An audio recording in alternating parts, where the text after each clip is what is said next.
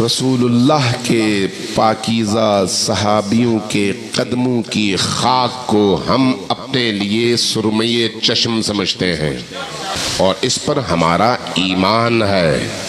یہ کوئی سیاسی نعرہ نہیں ہے. میں آپ کو دلیل دیتا ہوں. نہج البلاغہ آپ سب کے گھروں میں ہے نا؟ ہے یا نہیں ہے؟ جا کے اٹھائیے اور امیر المؤمنین کی وصیت پڑھیے جو آپ نے اپنی شہادت کے موقع پر 21 رمضان سے پہلے اپنے بچوں کو کیا ہے. اس کو پڑھیے. امیر المؤمنین کیا فرماتے ہیں؟ اللہ اللہ، تمہیں اللہ کا واسطہ، اللہ کا واسطہ کیا کرو؟ رسول اللہ کے اصحاب کا خیال رکھو، رسول اللہ کے صحابیوں کا خیال رکھو. کیوں اتنی تاکید ہے؟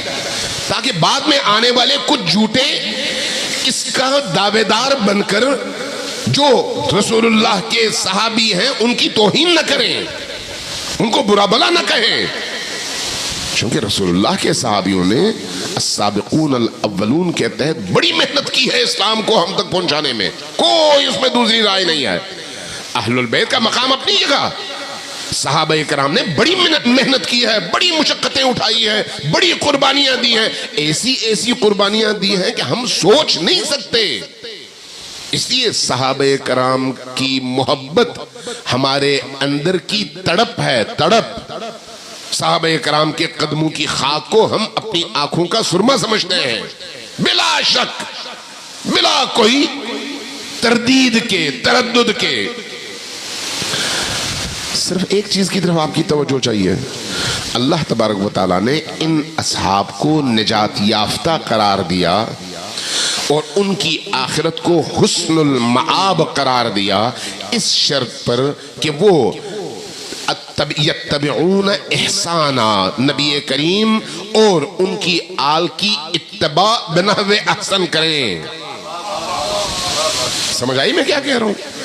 کہ اصحاب نبی وہ ہیں جو زندگی کے آخری لمحے تک نبی کریم اور ان کی آل کے رستے پر پوری استقامت کے ساتھ کھڑے ہوئے.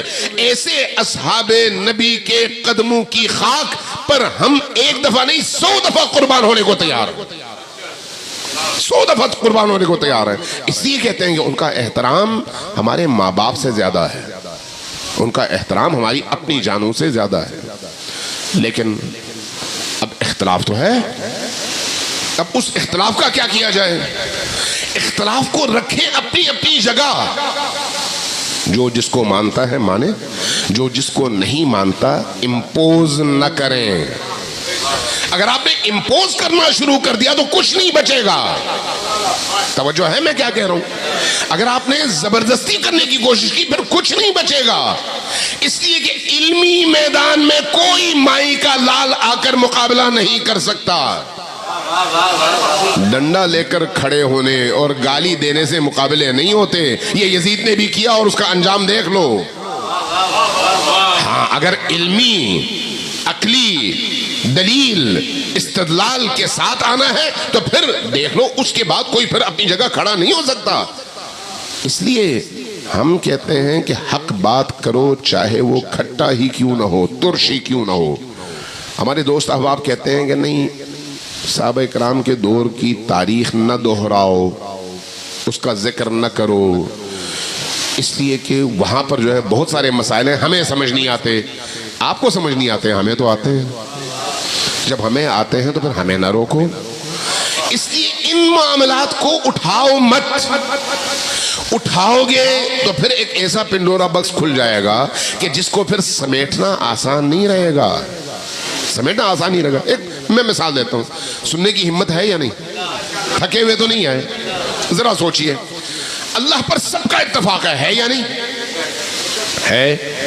لیکن مسلمانوں کا ایک گروہ یہ کہتا ہے کہ اللہ جسم رکھتا ہے، اللہ کرسی پر بیٹھا ہوا ہوتا ہے. یہ بخاری کی روایات ہیں. اب میں کیا کروں؟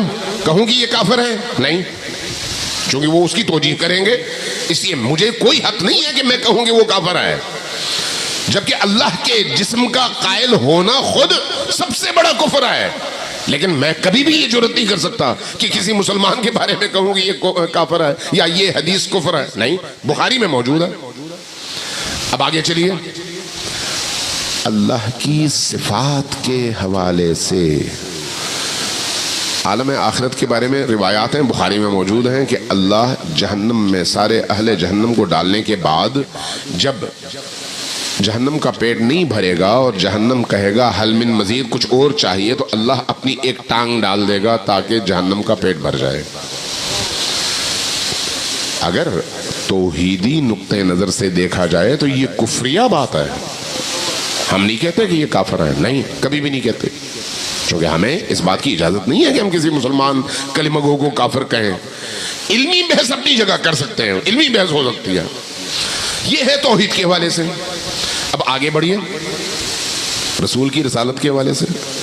ہم سب مسلمان ایک ہیں اس موضوع پر کہ رسول اللہ صلی اللہ علیہ وآلہ وسلم 1,24,000 انبیاء میں آخری نبی ہیں.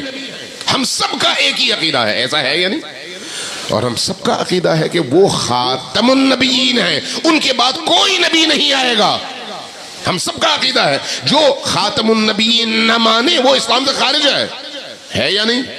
اچھا، اگلی بات، جب آپ ان کی صفات کے حوالے سے بحث کرتے ہیں تو وہاں پر پھر اختلاف پیدا ہو جاتا ہے. ایک گروہ اٹھ کر کہتا ہے کہ وہ گناہ بھی کر سکتے ہیں اور گناہ کرتے بھی تھے. بعض ایسی باتیں جو میری زبان نہیں لا سکتی، میں نہیں تکرار کر سکتا، نہیں سنا سکتا آپ کو، ایسی باتیں ہیں، لیکن بہرحال میں اس کی طرف نہیں جاتا. کہا جاتا ہے کہ وہ معصوم نہیں تھے. معصوم نہ ہونے کا مطلب کیا ہے؟ یہ کہ جب وہ وہی لے کے آتے تھے تو وہی پہنچانے میں معصوم ہوتے تھے، باقی دنیا کے کاموں میں ہماری طرح ہوتے تھے.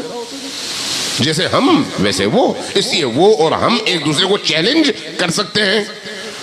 اگر ہم توحیدی قرآنی نقطۂ نظر سے دیکھیں تو خود یہ کفر تک جا کے ختم ہوتا ہے. لیکن ہم نہیں کہتے کوئی کافر آئے، نہیں کہتے. کیوں؟ اس لیے کہ ٹھیک ہے آپ نے یہ سمجھا، مزید تحقیق کریں، آپ کی عقل ٹھیک ہو جائے گی، آپ سمجھ جائیں گے کہ رسول کریم کو معصوم ہونا چاہیے اور ہر معاملے میں معصوم ہونا چاہیے. اس کے ہزاروں دلائل ہیں.